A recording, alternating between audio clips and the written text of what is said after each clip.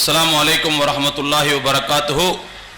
இந்த இனிய மாலை வேளையில் எல்லாம் வல்ல இறைவனின் சாந்தியும் சமாதானமும் நம் அனைவர் மீதும் நின்று நிலவட்டுமாக. அருமையான பெரியோர்களே, நம்முடைய பிள்ளைகள் இன்றைக்கு தங்களுடைய கல்வி வாழ்க்கையிலே ஒரு அங்கீகாரத்தை பெறக்கூடிய ஒரு நிகழ்ச்சியாக இந்த நிகழ்ச்சி அமைந்திருக்கிறது. இந்த நாளை அவர்கள் அடைவதற்கு முன்பு இந்த கல்லூரியில் அவர்கள் செலவழித்த காலங்கள், இந்த கல்லூரியில் அவர்கள் எதிர்கொண்ட சிரமங்கள், பட்ட கஷ்டங்கள், இவை அனைத்திற்கும் இன்றைக்கு அவர்களுக்கு ஒரு மிகப்பெரிய பெருமதியை அல்லாஹ் இந்த சான்றுகள் வழங்குகிற நிகழ்ச்சியின் மூலமாக கொடுக்கிறான். பொதுவாக இந்த பட்டமளிப்பு விழா நிகழ்ச்சியிலே எங்களுடைய உஸ்தாதுமார்கள் எங்களுக்கு என்ன சொன்னார்களோ அதைத்தான் பொதுவாக எங்களுடைய மாணவர்களுக்கு நாங்கள் சொல்வது வழக்கம். அந்த வகையிலே ஒரு சில செய்திகளை மாத்திரம் நான் இந்த பிள்ளைகளுக்கு ஆலோசனையாக தெரிவித்துக் கொள்ள ஆசைப்படுகிறேன். முதலாவது ஒரு விஷயம் என்ன அப்படின்னு சொன்னா, இந்தியாவினுடைய தேசிய எழுத்தறிவு சராசரி அநேகமாக 2024 70 சொச்சத்துல தான் நிக்குது. இன்னும் 80 கூட தொடல நினைக்கிறேன். 70 சொச்சம், அநேகமாக 76 77 இருக்கலாம். அப்படின்னா என்ன அர்த்தம்னா, இன்னும் இந்தியாவில் ஒரு 23 பேர் எழுத வாசிக்க தெரியாதவர்களாகவே இருக்கிறார்கள். இன்னும் 23 அல்லது 24 பேர்கள் எழுத வாசிக்க தெரியாதவர்களாகவே இருந்து கொண்டிருக்கிறார்கள். சரி, நம்முடைய தமிழ்நாட்டினுடைய எழுத்தறிவு சதவீதத்தை நாம் எடுத்துக்கொண்டால் அநேகமாக 84 என்று வருகிறது. அப்படி பார்த்தா கூட நம்முடைய தமிழக அளவில் இன்னும் 16 பேர் எழுத வாசிக்க தெரியாதவர்களாக இருக்கிறார்கள். அப்படிங்கிற இந்த சூழ்நிலையில தான் அன்புக்குரிய பட்டம் பெறக்கூடிய நீங்கள் 2 கல்விகளையும் சேர்த்து படித்துவிட்டு இன்றைக்கு நீங்கள் பட்டம் பெறுகிறீர்கள்.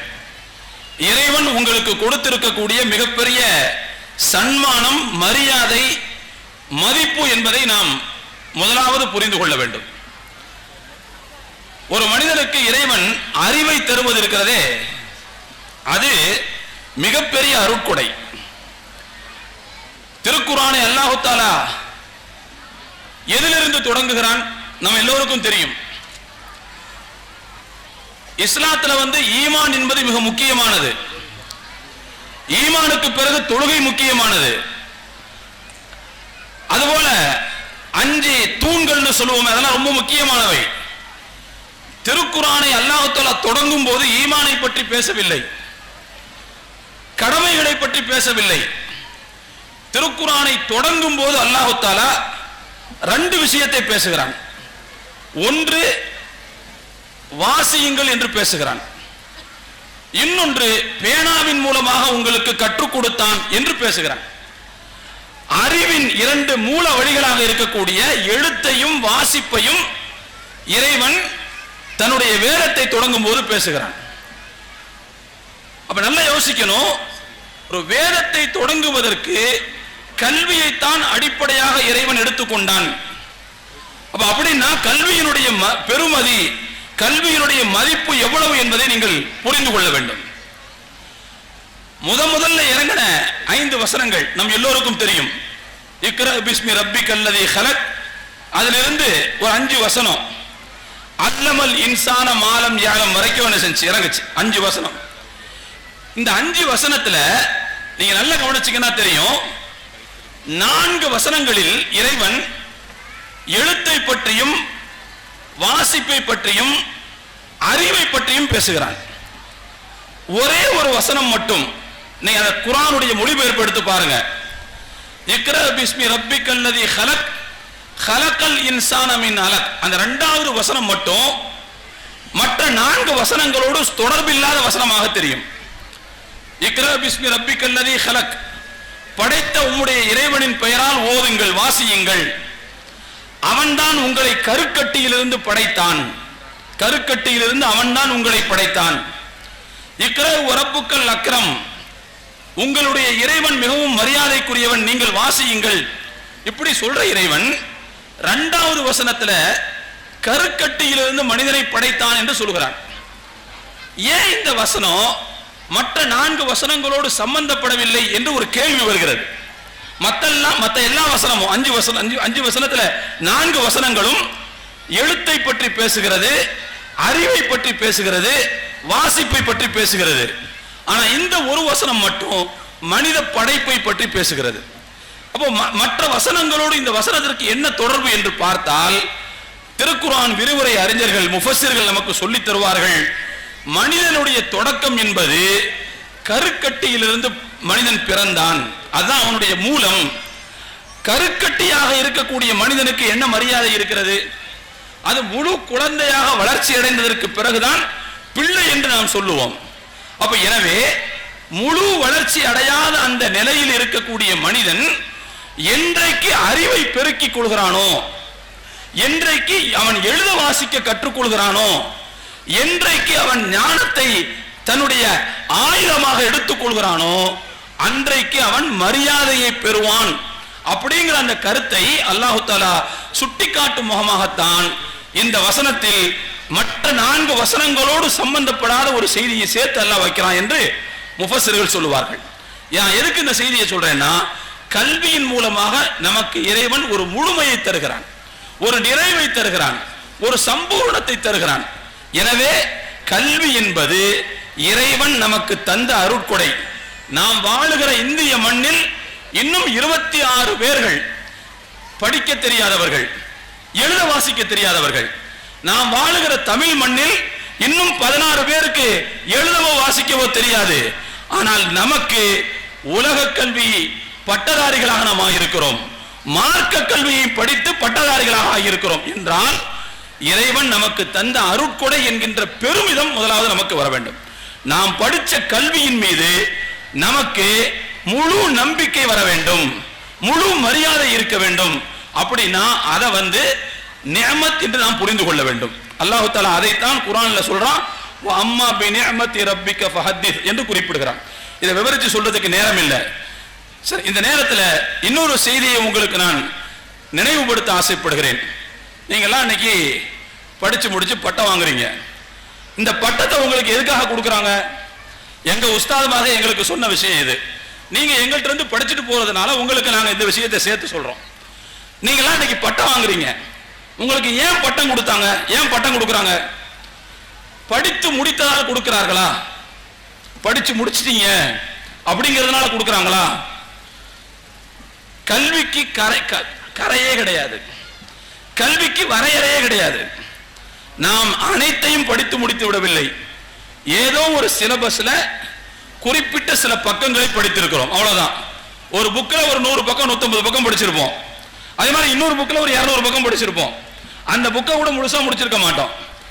ஒரு விஷயத்தை புரிஞ்சுக்கிறணும், ஒரு சிலபஸ்ல குறிப்பிட்ட சில பகுதிகளை படித்து முடித்ததற்கான சான்றாகத்தான் நமக்கு இன்றைக்கு பட்டம் வழங்குகிறார்கள். அந்த பட்டம் எதனுடைய அடையாளம்னா, இவர் மேலும் மேலும் சொந்தமாக படித்தால் இன்னும் பல விஷயங்களை தெரிந்து கொள்ள முடியும், தன்னுடைய ஆற்றலை அறிவாற்றலை பெருக்கிக் கொள்ள முடியும், அதற்கான திறனும் சக்தியும் இவர்களிடத்தில் இருக்கிறது என்பதற்கான சான்றாகத்தான் உங்களுக்கு அந்த பட்டம் வழங்கப்படுகிறது, தவிர முடிச்சிட்டீங்கிறதுக்காக தரப்படலை.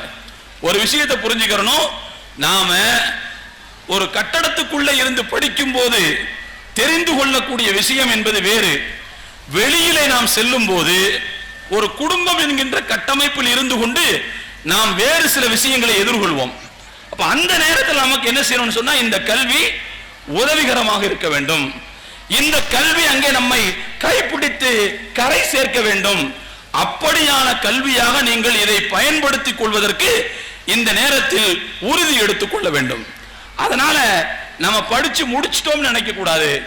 தொடர்ந்து உங்களால் எவ்வளவு முடியுமோ, நாளைக்கு நீங்க ஒரு குடும்ப பெண்மணியாக மாறுவீர்கள், ஒரு குடும்ப தலைவியாக மாறுவீர்கள், உங்களுடைய ரோல்களை நீங்கள் செய்து கொண்டு இந்த மார்க்க கல்வியை தொடர்ந்து எப்படி கொண்டு செலுத்துவது என்பதை நீங்கள் தொடர்ந்து யோசித்துக் கொண்டே இருக்க வேண்டும். நான் படிச்சு முடிச்சிடல, இன்னும் எக்கச்சக்கமான விஷயங்கள் வந்து கொண்டே இருக்கிறது. அதிலையும் குறிப்பாக பெண்கள் சம்பந்தப்பட்ட விஷயங்கள்ல இன்றைக்கு ஏராளமான புது புது மசாயல்கள் வந்து கொண்டே இருக்கிறது. ஏராளமான புது புது மசாயல்கள். ஃபுட் இண்டஸ்ட்ரி இருக்கு பாருங்க, ஃபுட் இண்டஸ்ட்ரி,